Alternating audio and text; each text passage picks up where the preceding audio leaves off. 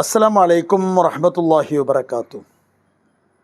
സന്ധി വ്യവസ്ഥകൾ തീരുമാനമായതോടുകൂടെ മഹാനായ നബി സല്ലല്ലാഹു അലൈഹി വസല്ലമ തങ്ങളും സുഹൈൽ ഇബ്നു അംറും വ്യവസ്ഥകൾ എഴുതുക എന്ന അടുത്ത ഘട്ടത്തിലേക്ക് കടക്കുകയാണ്.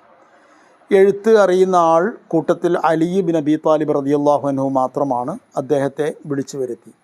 അദ്ദേഹം തന്നെയാണ് സാധാരണ നബി സല്ലല്ലാഹു അലൈഹി വസല്ലമ തങ്ങൾക്ക് വേണ്ടിയുള്ള എഴുത്തുകുത്തുകളൊക്കെ തയ്യാറാക്കുന്നത്. മഹാനായ നബി സല്ലല്ലാഹു അലൈഹി വസല്ലമ തങ്ങളുടെ കൽപ്പന പ്രകാരം ഒരു തോലിൽ വ്യവസ്ഥകൾ എഴുതാൻ തുടങ്ങുകയാണ്. ബിസ്മില്ലാഹിർ റഹ്മാനിർ റഹീം എന്ന് പറഞ്ഞു കൊടുത്തു നബി തങ്ങൾ. അദ്ദേഹം അത് എഴുതുകയായിരുന്നു. അപ്പോഴേക്കും സുഹൈൽ ഇബ്നു അംർ ഇടപെട്ടു. അദ്ദേഹം പറഞ്ഞു, റഹ്മാൻ അത് ഞങ്ങൾക്കറിയില്ല, ബിസ്മിക്കല്ലാഹുമ്മ അത്രമാത്രം മതി. ഞങ്ങൾക്ക് നിങ്ങൾ പറയുന്നത് പോലെയുള്ള ഒരു റഹ്മാനായ അള്ളാഹുവിനെക്കുറിച്ച് ഞങ്ങൾക്കറിയില്ല. ഞങ്ങളുടെ വിശ്വാസധാരയിൽ സങ്കല്പത്തിൽ അങ്ങനെയൊന്നില്ല. അതുകൊണ്ട് അത് ഒഴിവാക്കണമെന്ന് പറഞ്ഞു. അലി റളിയല്ലാഹു അൻഹു ശരി എന്നാൽ അങ്ങനെയാവട്ടെ എന്ന് നബി പറഞ്ഞപ്പോൾ അത് ഒഴിവാക്കുകയും ചെയ്തു. ബിസ്മിക്കല്ലാഹുമ്മ എന്ന് മാത്രം എഴുതുകയും ചെയ്തു. തുടർന്ന് എഴുതിയത് ഹാദാ മാ സ്വാലഹ അലൈഹി മുഹമ്മദുൻ റസൂലുള്ളാഹ് മഅ സുഹൈൽ ഇബ്നു അംർ എന്നായിരുന്നു. ഇത് അള്ളാഹുവിൻ്റെ ദൂതനായ മുഹമ്മദ് നബി സുഹൈൽ ഇബ്നു അംറുമായി ചെയ്യുന്ന കരാറാണ് എന്നായിരുന്നു. അതായത് അതിൻ്റെ പ്രിഫേസ്, അതിൻ്റെ ആമുഖം. ആ ആമുഖം എഴുതുമ്പോൾ വീണ്ടും ഇടപെട്ടു സുഹൈൽ ഇബ്നു അംർ.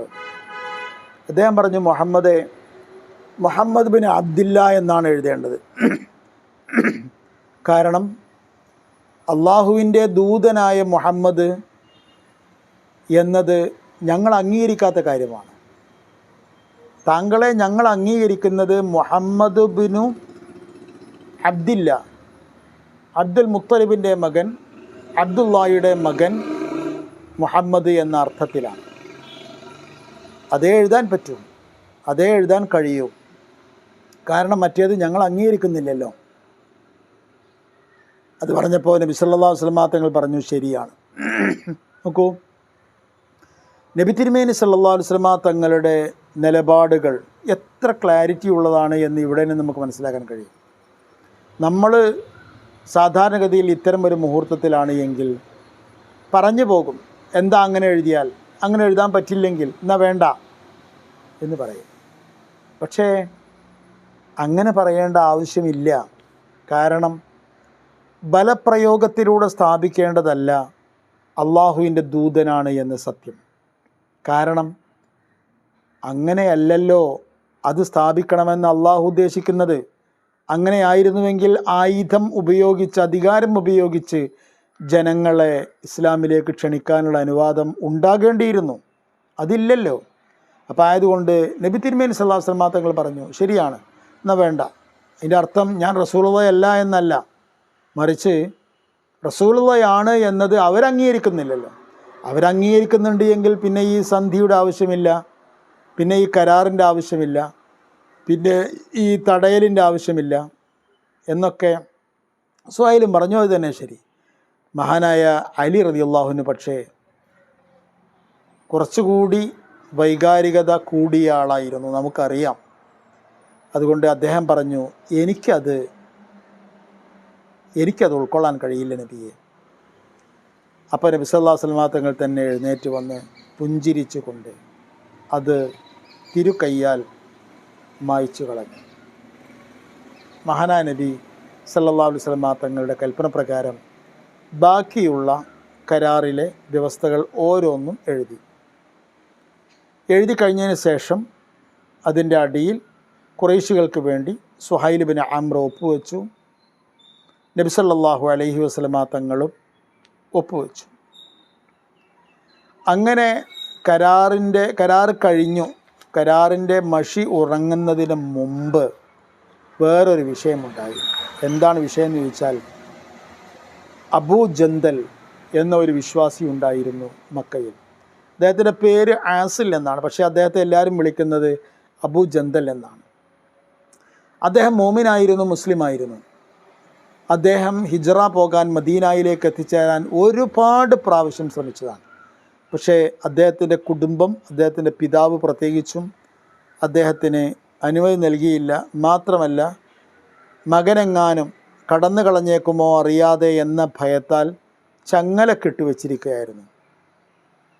അയാളാണ് അബൂ ജന്തൽ എന്ന അയാളാണ് ചങ്ങലയും വലിച്ച് വെച്ചുകൊണ്ട് ഹുദൈബിയയിൽ നബി തിരുമേനി സല്ലല്ലാഹു അലൈഹി വസല്ലം തങ്ങളുടെയും മുസ്ലിമീങ്ങളുടെയും മുമ്പിലെത്തിയിരിക്കുന്നത്. അത് കണ്ടപ്പോൾ തന്നെ സുഹൈൽ ബിൻ അംർ പറഞ്ഞു, മുഹമ്മദ്,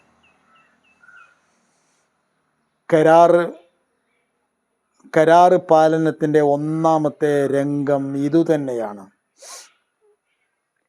നമ്മുടെ കരാർ അനുസരിച്ച് രക്ഷാകർത്താവിൻ്റെ സമ്മതമില്ലാതെ മക്കായിൽ നിന്ന് മദീനയിലേക്ക് പോരാൻ ശ്രമിക്കുന്ന ഒരാളെയും നിങ്ങൾ സ്വീകരിക്കാൻ പാടില്ലാത്തതാണ്. അതുകൊണ്ട് അബൂ ജന്തലിനെ ഇപ്പോൾ തന്നെ എന്നോടൊപ്പം മക്കയിലേക്ക് വിട്ടുതരണം. പിന്നെ മറ്റൊരു വളരെ പ്രധാനപ്പെട്ട കാര്യമുണ്ട്. ആരാണ് ഈ സുഹൈൽ ബിൻ അംർ? ആരാണ് ഈ സുഹൈൽ ബിൻ അംറിൻ്റെ പിതാവ്? സുഹൈൽ ബിൻ അംറിൻ്റെ സ്വന്തം മകനാണ് അബൂ ജന്തൽ. അപ്പം അതുകൊണ്ട് അല്ല, അവൻ്റെ രക്ഷിതാക്കൾ സമ്മതിക്കുമോ സമ്മതിക്കില്ലേ എന്ന് നോക്കട്ടെ എന്നൊന്നും പറയാനില്ല. രക്ഷിതാവ് ഇവിടെ മുമ്പിൽ തന്നെ നിൽക്കുകയാണ്. ഈ കരാർ എഴുതി ഉണ്ടാക്കിയ, അതുപോലെ തന്നെ ഈ കരാറിന് വേണ്ടിയിട്ട് ചർച്ചകൾ നടത്തിയ സാക്ഷാൽ സുഹൈൽ ബിൻ അംർ പറഞ്ഞു, നബി തിരുമേനി സല്ലല്ലാഹു അലൈഹി വസല്ലം തങ്ങൾ ഈ അവസ്ഥയൊക്കെ കണ്ടിട്ട് വല്ലാത്തൊരു മാനസികമായ വിഷമത്തോടുകൂടി പറഞ്ഞു നോക്കി, കരാറ് പ്രാബല്യത്തിൽ വന്നിട്ടില്ലല്ലോ, അതുകൊണ്ട് അബൂ ജന്തലിൻ്റെ കാര്യത്തിൽ ഒന്ന് മാറി ചിന്തിച്ചുകൂടെ എന്നൊക്കെ പറഞ്ഞു നോക്കി. പക്ഷേ സുഹൈൽ ബിൻ അംർ പറഞ്ഞു, നോക്കൂ, കരാറിൽ ഞാൻ ഒപ്പുവെച്ചു കഴിഞ്ഞു, കരാറിൽ താങ്കൾ ഒപ്പുവെച്ചു കഴിഞ്ഞു. ഇതിനർത്ഥം കരാർ നിലവിൽ വന്നു എന്നാണ്. മഹാനായ നബി സല്ലല്ലാഹു അലൈഹി വസല്ലം തങ്ങൾ പക്ഷേ കരാറുകൾ പാലിക്കുന്ന ആളായിരുന്നു. ഒരു സത്യവിശ്വാസി അങ്ങനെയായിരിക്കണമെന്ന് പഠിപ്പിച്ച പ്രവാചകനാണത്. എത്ര വില കൊടുക്കേണ്ടി വന്നാലും, ഏതെല്ലാം ന്യായങ്ങൾ നമ്മുടെ മുമ്പിലുണ്ടെങ്കിലും, ചെയ്ത കരാർ, പറഞ്ഞ വാക്ക്, അത് സത്യവിശ്വാസി പാലിക്കുക തന്നെ ചെയ്യണം. മഹാനായ നബി സല്ലല്ലാഹു അലൈഹി വസല്ലം തങ്ങൾ പറഞ്ഞു, അബൂ ജന്തൽ, താങ്കൾ പിതാവിനോടൊപ്പം മക്കയിലേക്ക് തിരിച്ചു പോയിക്കോളൂ. വല്ലാത്ത ഒരു വൈകാരികതയാണ് അവിടെ ഉണ്ടാക്കിയത്. സഹാബിമാർക്കൊക്കെ വലിയ അമർഷം ആ വിഷയത്തിലുണ്ടായിരുന്നു. പക്ഷേ നബി സല്ലല്ലാഹു അലൈഹി വസല്ലം തങ്ങൾ അവിടെ വെച്ച് ഒരു കാര്യം പറഞ്ഞു, അബൂ ജന്തൽ, താങ്കളെപ്പോലുള്ള മുസ്തദഅഫീങ്ങളായ ആൾക്കാർ, ദുർബലരായ ആൾക്കാർ നിരവധി പേർ മക്കയിൽ അടച്ചിട്ട മുറികൾക്കുള്ളിൽ കാൽച്ചങ്ങലുകൾ അണിഞ്ഞു നിൽക്കുന്നുണ്ട്. അവർക്കൊക്കെ തന്നെയും സന്തോഷിക്കാനുള്ള അവസരം അടുത്ത് തന്നെ വരാതിരിക്കില്ല. അബൂ ജന്തൽ വിശ്വാസിയായിരുന്നു. ഒന്നും പറയാതെ തൻ്റെ പ്രവാചകനെ അനുസരിച്ചു. അദ്ദേഹം പിതാവിനോടൊപ്പം മക്കയിലേക്ക് തിരിച്ചുപോയി. അസ്സലാമു അലൈക്കും വറഹ്മത്തുള്ളാഹി വബറകാതുഹു.